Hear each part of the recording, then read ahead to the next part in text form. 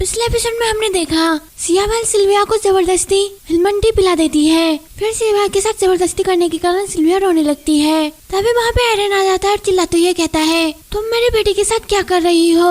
एरन की आवाज सुनकर सियाबेल पूरी तरह से डर जाती है और फिर कहती है, योर मैजेस्टी। फिर एरन सिल्विया के पास आके उसे गोद में ले लेता है और कहता है, मैंने तुमसे कुछ क्वेश्चन पूछा है इम्प्रेस। तो सियाबेल कहती है, मैं बस उसे सबक सिखा रही थी। तो एरन कहता है, एक लेसन। आप इसे एक लेसन कहते हैं। फिर सियाबेल कहती है, मैजेस्टी हम जानते हैं कि हेम्बलिन चाय हमारे लिए कितनी इम्पोर्टेंट है। मुझे बस इस चीज से टेंशन हो रही थी कि प्रिंसेस का चाय पीने का टाइम ना चले जाए। तो एरन कहता है, मुझे यहाँ बकवास मत सुनाओ, वहाँ दुर्व्यवहार के अलावा कुछ भी नहीं था। और एक लेसन एक बच्चे को अच्छे से समझाने का काम करता है, ना कि उनको फाड़ कर उनके गले में कुछ डाल दिया जाए। फिर सियाबेल कहती है, लेकिन मैजेस्टी प्रिंसेस अनियंत्रित हो रही थी। सियाबेल और एरन बातें कर ही रहे होते हैं कि सिल्विया वहाँ खांसने लगती है। तो एरन कहता है, चेरी। फिर सिल्विया मन ही मन कहती है, मैंने एक बूंद भी नहीं पिया, लेकिन मेरी एलर्जी यहाँ मेरे पिछले लाइफ से भी ज्यादा गंभीर लगता है। क्या एम्पायर फिर से चकित क्रोधित हो गई। फिर सिल्विया को ऐसा देख सियाबेल मन ही मन कहती है, एक एलर्जी बढ़ के यहाँ बेतुका है,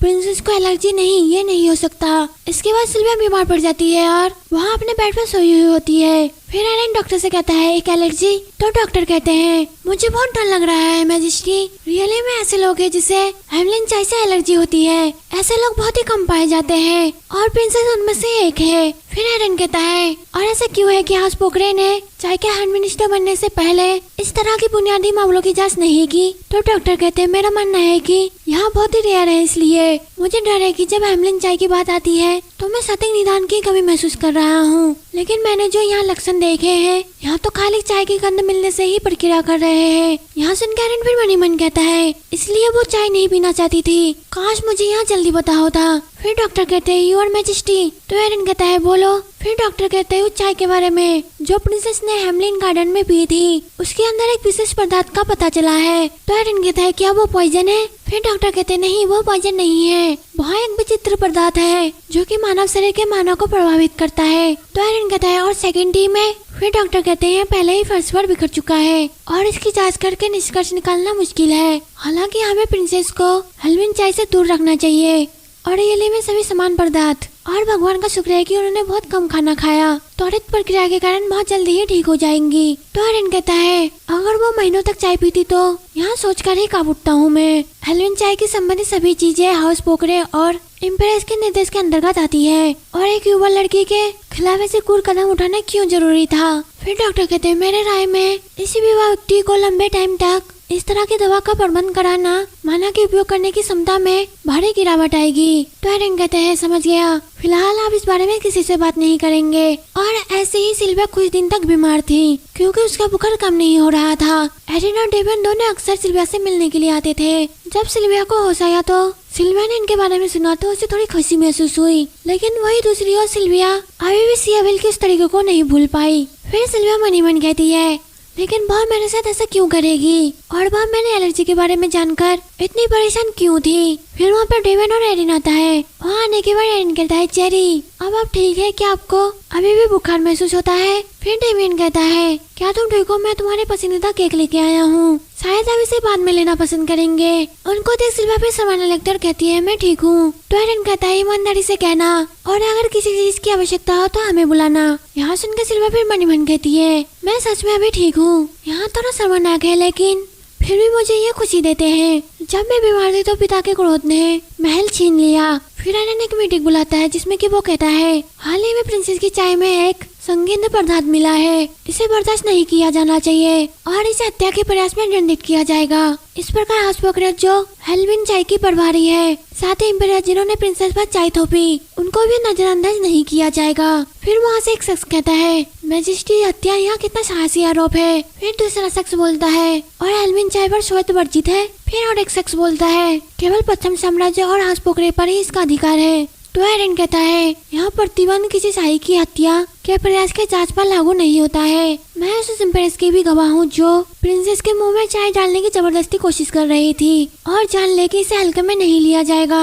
फिर बॉस एक शख्स कहता है, लेकिन मैंने सोचा था कि मैजेस्टी ने अपने सर्वोच्चता को संयोज कर रखा है मैंने अफवाह सुनी है कि विपरीत सच है, लेकिन ऐसा कुछ करना। तो एरन कहता है कहने की जरूरत नहीं है ड्यूक पोकरे, जब तक वहाँ मामला सुलझ नहीं जाता घाट का कप्तान जो भी पूछेगा आप उसको उत्तर देंगे। फिर ड्यूक पोकरे कहते हैं मासूमता के पर्दे के रूप में हाउस पोकरे मैजेस्टी की इच्छा को एक्सेप्ट करते हैं और अपने सर्वश्रेष्ठ क्षमताओं से सहयोग करेंगे। हालांकि मुझे मैजेस्टी के कार्य को ईमानदारी चिंता से जन्मे एक भूल के रूप में अवश्य मानना चाहिए। हम सभी जानते हैं कि वहाँ कैसे अपने मैजेस्टी को अधिक सम्मान देते हैं। तो एरन कहता है महानतम, तुम ऐसे बोलते जैसे मेरा कोई अस्तित्व ही नहीं है। फिर ड्यूक पोकरे कहता है इन सभी घटनाओं के टकराव से कुछ भ्रम पैदा हुआ प्रतीत होता है। क्या आपने जिस चाय की जांच की वहाँ केवल हाउस पोकरे की चिकित्सा द्वारा नहीं दी गई थी? मुझे यकीन है कि इम्प्रेस ने सपने में भी नहीं सोचा होगा कि चीजें इस स्थिति तक आ जाएगी। मैं यहाँ कहने की हिम्मत रखता हूँ कि यह हमारे घरेलू चिकित्सा के प्रति अधिक वफादारी के कारण हुई। तो एरन कहता है तुम अपने शब्दों के साथ खेल रहे हो। फिर ड्यूक पोकरे कहता है फिर भी आपके कप्तान और मैं इसकी गहन तक जांच करेंगे। इस घटना से भले ही हमारा अच्छा नाम खराब हो गया हो, लेकिन हमारे घर की गरिमा फिर से हासिल हो जाएंगी। यहाँ सुनकर एरन फिर मनी मन कहता है वहाँ एक ड्यूक के कुतर को नष्ट कर देगा। फिर ड्यूक पोकरे कहता है मैजेस्टी मुझे मुक्ति का अवसर प्रदान करे। हेल्विन चाय की घटना के बाद कुछ टाइम महल में उथल मुथल मची रही और प्रिंसेस का महल भी इसी तरह बिजी था।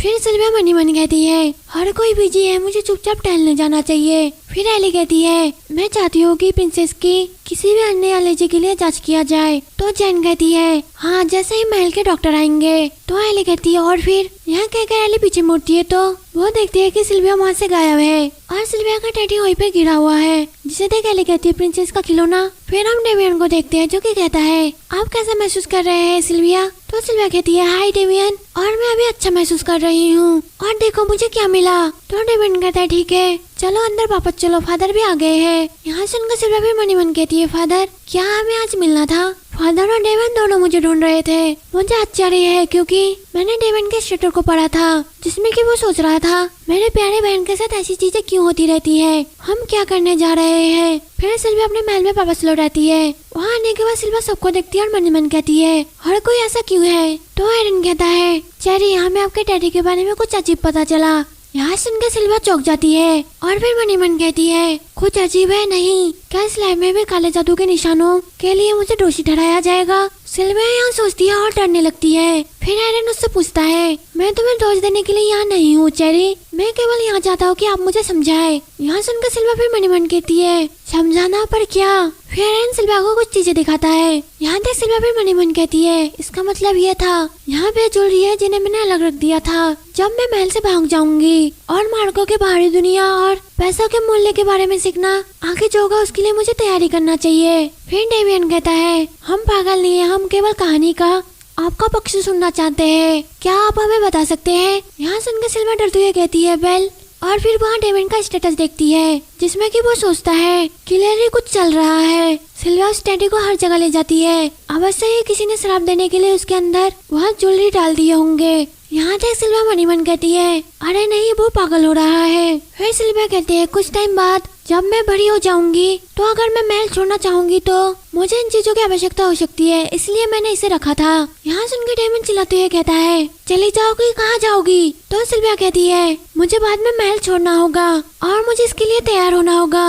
मैंने महत्वपूर्ण चीजें नहीं ली, मैंने बस वही चीजें ली जो फर्श में पड़ा था। यहाँ सुन एरन कहता है ये सब मेरी गलती है, जिसे सुन सिल्विया हैरान हो जाती है। फिर सिल्विया एरन का स्टेटस देखती है जिसमें कि वो सोचता है इम्पेरस अब तक कितनी दुष्ट रही है कि उसने चेरी को यहाँ सोचने पर मजबूर कर दिया कि वो यहाँ पे नहीं रह सकती है। यहाँ देख सिल्विया फिर मनी मन कहती है यही कारण था फादर। फिर डेवियन भी मनी मन कहता है माँ आप इतनी प्यारी और मनमोहक लड़की के साथ इस तरह का व्यवहार कैसे कर सकते हैं? यहाँ तक सिल्विया भी मनी मन कहती है डेवियन आप भी फादर की तरह सोचते हैं। फिर एरन सिल्विया का हाथ पकड़ता है और कहता है तुम कहीं नहीं जा रही हो चेरी, ऐसी कोई चीज या व्यक्ति नहीं है जो आपको कभी यहाँ से जाने पर मजबूर कर सके। फिर डेवियन कहता है यहाँ सही है, यहाँ आपका घर है, आप और कहाँ जाएंगे? तो सिल्विया कहती है ठीक है।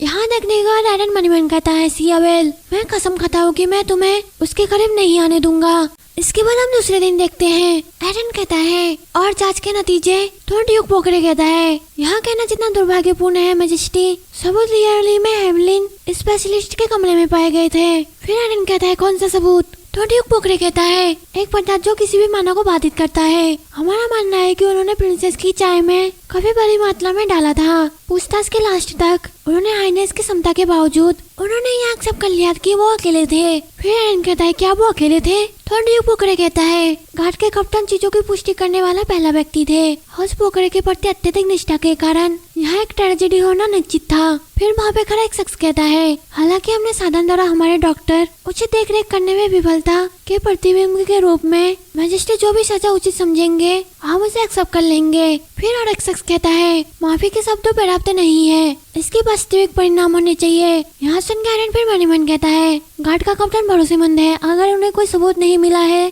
इसका मतलब है कि इसकी देखभाल पहले ही हो चुकी थी। फिर ड्यूक पोकरे मन ही मन कहता है, मैजेस्टी आपको इस घटना से और हाउस पोकरे से जोड़ने से कुछ भी नहीं मिलेगा, मैं पहले ही इसका ध्यान रख चुका हूँ। फिर एरन कहता है, मैं जिम्मेदारी लेने के लिए हाउस पोकरे की इच्छा को एक्सेप्ट करूंगा। यहाँ सुनकर सभी कहते हैं, लेकिन मैजेस्टी। तो एरन कहता है, हालांकि इस मामले में एम्पायरस की भूमिका को नजरअंदाज नहीं किया जाएगा।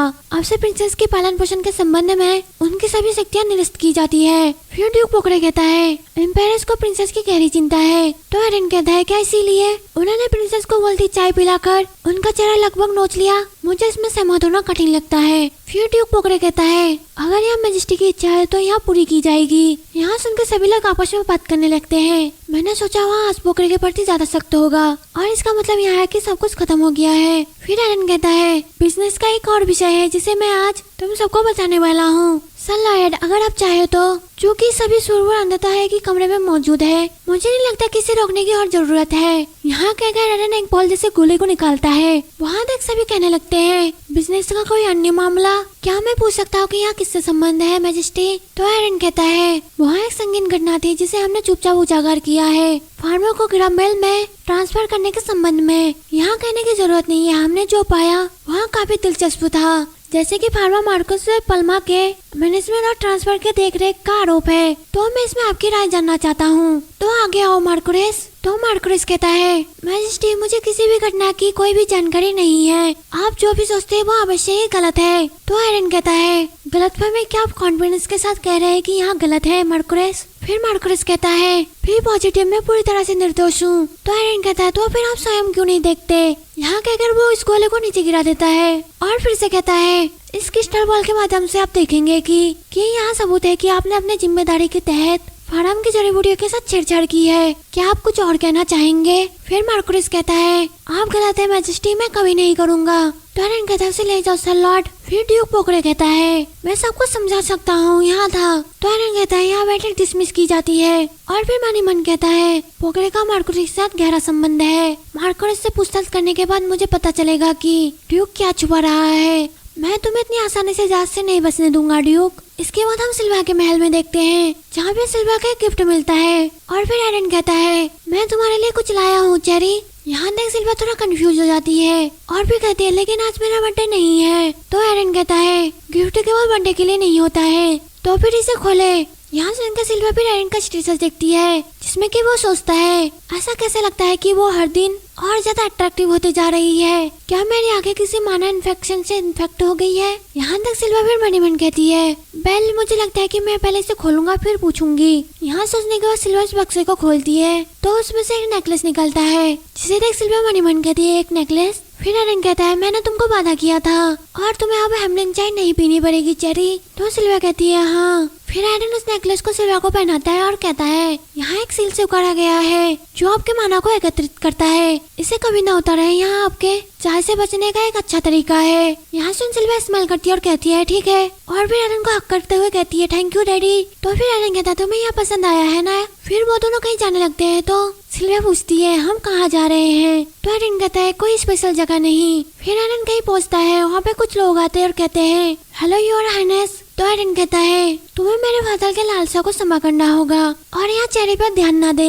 यहाँ सुन के सभी थोड़ा कंफ्यूज हो जाते हैं और सिल्विया भी। इसके बाद एरन ने उसे पूरे महल में घुमाया, पहले वहाँ ऑफिसों के लोगों के पास ले गया और फिर नाइटो के पास। यहाँ देख सिल्विया शर्माने लगती है और मन ही मन कहती है, फादर क्या मुझे अब पूरे महल में घुमाएंगे? मैंने नहीं सोचा था कि वो इतने घूमेंगे। मेरे लिए यह आसान था क्योंकि वो मुझे गोद में लेके जा रहे थे, लेकिन मुझे लगता है कि वो सिर्फ मुझे दिखाना चाहते हैं। फिर एलिस को घुमाते घुमाते शाम हो जाती है तो एरन कहता है ठीक है फिर अब आप आराम करें। और चेरी तो सिल्विया कहती है हाँ। फिर एरन सिल्विया के सिर के ऊपर हाथ रखता और कहता है तुम्हें अब मेरे साथ महल में रहना जारी रखना होगा, क्या तुम समझ गए? यहाँ सुन के सिल्विया फिर मन ही मन कहती है मैंने जाने के बारे में जो कहा था उसके कारण क्या वो अभी भी टेंशन में है? फिर सिल्विया कहती है ठीक है मैं प्रॉमिस करती हूँ। तो एरन यहाँ सुन के स्माइल करता है और कहता है हाँ ठीक है प्रॉमिस करो। फिर एरन अपने ऑफिस में जाता है जहाँ पे एक्स आके कहता है हाँ आप यहाँ है, मैंने सुना है कि आज आपने प्रिंसेस को पूरा महल घुमाया। तो एरन कहता है हाँ ठीक है, चेरी ने मुझे पहले गले लगाया और जाने नहीं दिया और मैं इसमें कुछ नहीं कर सका। फिर एक्स कहता है अच्छा क्या ऐसा है? वैसे क्या तुमने उसको नेकलेस दिया वहाँ कैसा है? तो एरन कहता है शुक्र है वहाँ अच्छा काम कर रहा है। तो एक्स कहता है ग्रेट। और फिर मनीमैन कहता है टावर के मास्टर, महल के डॉक्टर, मैजिस्ट्री और मैं इसे बनाने की कोशिश में कई दिन और रातें एक कर दी। फिर एक्स कहता है यहाँ रियली में रात की बात है कि यहाँ इच्छा अनुसार काम कर रहा है।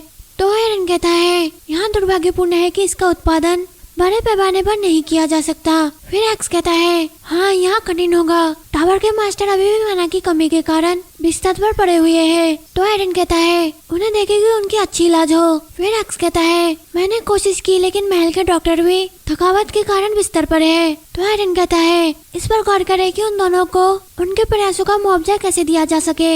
यहाँ सुन के एक्स कहता है और मेरा क्या? तो एरन कहता है और आपके लिए भी, अब आप बाहर निकल जाओ। तो एक्स कहता है हाँ तुरंत मैजिस्ट्री। फिर एरन मन ही मन कहता है हेमिलिन जड़ी बूटियाँ स्वर्ग के नाम पर पहले मैजिस्ट्री ऐसे खराब सिस्टम क्यों लागू करेंगे? हालांकि जब मैं युवा था तो मुझे भी इसे बदलने की इच्छा महसूस हुई, लेकिन फिर युद्ध आया और किसी और चीज पर फोकस करने का टाइम नहीं मिला। लौटने के बाद जब मैं सिंहासन पर बैठा, ड्यूक पोकरे की बेटी और मेरी शादी तय हो गई और मेरा प्लान फेल हो गया। मैंने इसे साम्राज्य की स्थिरता सुरक्षित करने के साधन के रूप में एक्सेप्ट कर लिया और फिर ये सब हुआ। फिर वहाँ सिल्विया के बारे में सोचता है, फिर कहता है एकदम शुरू से चेरी को मुझे खुद ही बड़ा करना चाहिए था। फिर हम इम्प्रेस महल में देखते हैं जहाँ पे उनको देखने के लिए नाइटो को रखा जाता है, जैसे कि सियाबल अपने कमरे से देख रही होती है। तभी सियाबल के कमरे में कोई आता है तो सियाबल कहती है तुम यहाँ पे क्या कर रहे हो? फिर हम ड्यूक पोकरे को देखते हैं जो कि कहता है उन्होंने बस इतना ही कहा है कि इंतजार करना है। तो सियाबल कहती है मुझे पूरी तरह अपमानित किया जा रहा है और वे मुझे इसके अलावा कुछ भी नहीं बता सकते।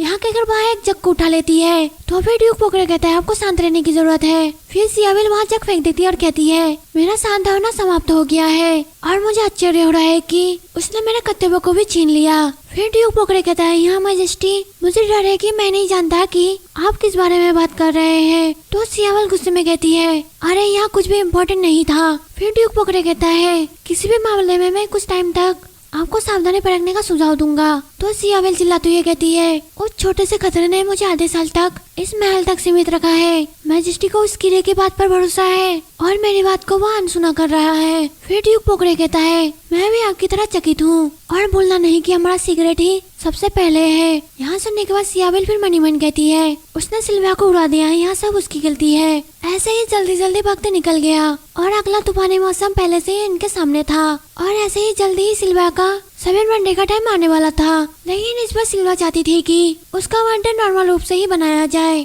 जिसके लिए कि एरन भी मान जाता है। इससे सिल्विया बहुत खुश होती है क्योंकि एक बड़ी पार्टी करने की बजाय उसे उन लोगों के बीच रहने का मौका मिला जिससे कि वहाँ प्यार करती है। और एरन ने सिल्विया को एक विश पूरी करने का वादा किया है और सिल्विया इस बात से भी खुशी है कि वहाँ किसी के काम आ रही है। फिर सिल्विया के पास माना से बनी एक बटरफ्लाई आती है जिससे कि सिल्विया को एक मैसेज मिलता है जिससे कि कार्मेन ने भेजा है। फिर हम कुछ सर्वेंटों को देखते हैं जो कि कहती है ओ प्रिंसेस आप इतनी सुबह सुबह कहाँ जा रहे हैं और आप बहुत ज्यादा प्यारी लग रही है। तो सिल्विया कहती है किसी को मत बताना कि तुमने मुझे देखा। फिर वो सर्वेंट कहते हैं ठीक है ठीक है। इसी तरह सिल्विया को कार्मेन का मैसेज मिलने के बाद उन्होंने अपना स्पेशल कोड बनाया और सीक्रेटली एक दूसरे से मिलने लगे। फिर सिल्विया कार्मेन से मिलने जाती है और यहाँ एपिसोड यहीं पे खत्म हो जाता है। अगर आपको वीडियो पसंद आई हो तो लाइक और कमेंट करें और साथ ही मेरे चैनल को सब्सक्राइब करके बेल आइकन के बटन को भी दबा दे ताकि आपकी वीडियो की नोटिफिकेशन मिलती रहे।